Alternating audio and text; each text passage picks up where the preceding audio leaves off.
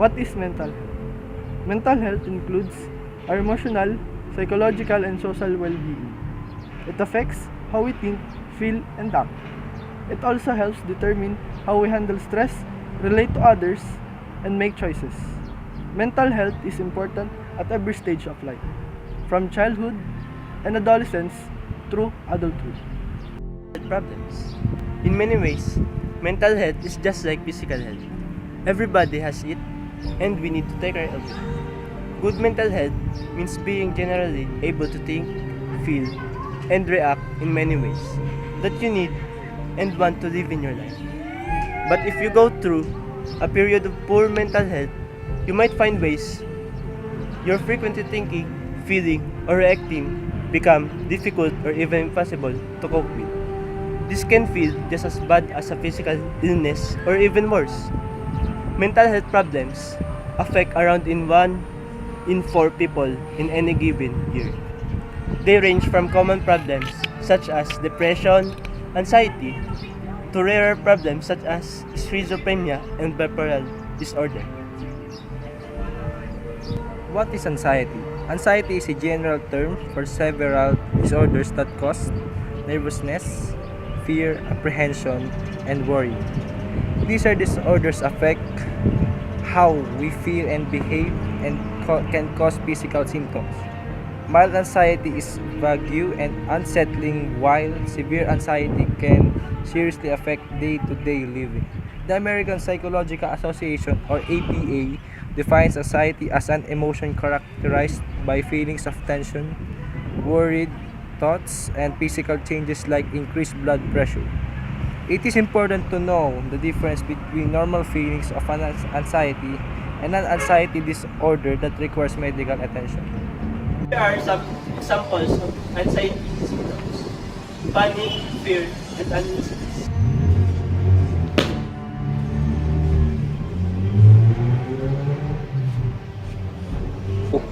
Sleep problems.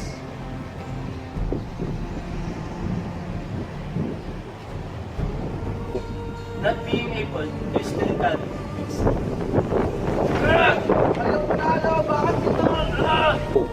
Cold, sweaty, numb, or tingling hands or feet.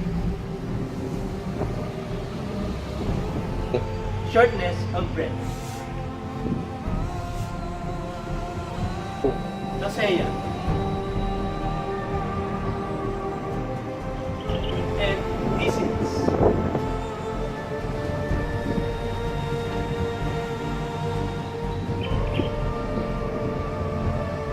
Causes. Researchers don't know exactly what triggers anxiety disorders, like other forms of mental illness. They stem from a combination of things, including changes in your brain and environmental stress, and even your genes. But these are the common external factors that can cause anxiety.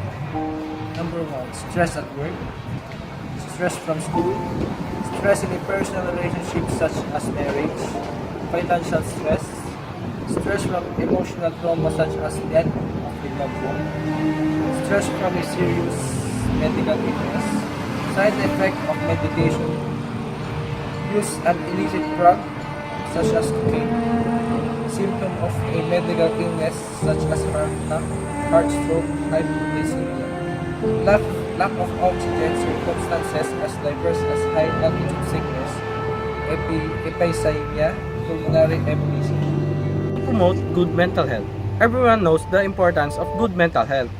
But how do you know to achieve it? Whether you're born with a predisposition to a mental health disorder, or acquire it as a result of substance abuse, can you achieve good mental health anyway?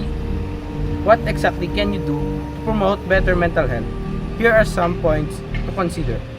There is no one-size-fits-all program for promoting good mental health. The range of choices available increase the chance for even more people to experience the benefits of good mental health or improving their mental health. Factors determining mental health. Just as illness and health in general are affected by multiple factors, so too is mental health and mental health disorders. These factors, which often interact, include biological, psychological, and social elements. Experts say the clearest evidence is associated with poverty indicators, including low educational levels and poor housing and low income in other studies. As socioeconomic disadvantages increase and persist for individuals and communities, the risk to mental health also increases. There is greater vulnerability of disadvantaged individuals within communities to mental health disorders. This may be partially explained by additional factors, including a sense of hopelessness, insecurity, rapid social change, poor physical health, and the risk of violence. It is impossible to have good mental health without policies and an environment that respects and protects basic civil, cultural, political, and socio-economic rights. People need to have the security and the freedom of these rights in order to achieve and maintain good mental health. Behavior and mental health. A number of problems including mental, social, and behavioral health may interact and intensify effects on individual well-being. Violence, abuse against women and children, and substance abuse are examples of negative effects on individuals' well-being. So too is the presence of HIV, AIDS, anxiety, and depression. These are both more prevalent and more difficult to cope in conditions that include limited nutrition, low income, high unemployment, gender discrimination, violence of human rights, unhealthy lifestyle, social exclusion, and stressful working conditions. Cost-effective interventions to promote good mental health. Promoting good mental health doesn't have to involve multi-million-dollar budgets. There are low-cost and effective interventions that can raise the level of individual and community mental health. These are some evidence-based, high-impact interventions that help to promote good mental health. School mental health promotion activities. This includes child-friendly schools and programs that support ecological change in schools. Early childhood interventions.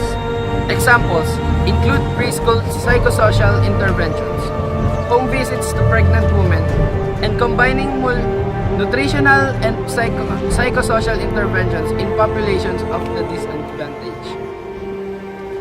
Community development programs. Support to children. Such programs may include skills, building or child and youth development. Housing policies designed to improve housing. Violence prevention programs such as community policing initiatives. Empowerment of women. Socioeconomic programs to improve access to education and credit, for example. Social support for elderly, including day and community centers for aged and so-called befriending initiatives. Mental health interventions in the workplace, including programs to prevent and reduce workplace stress.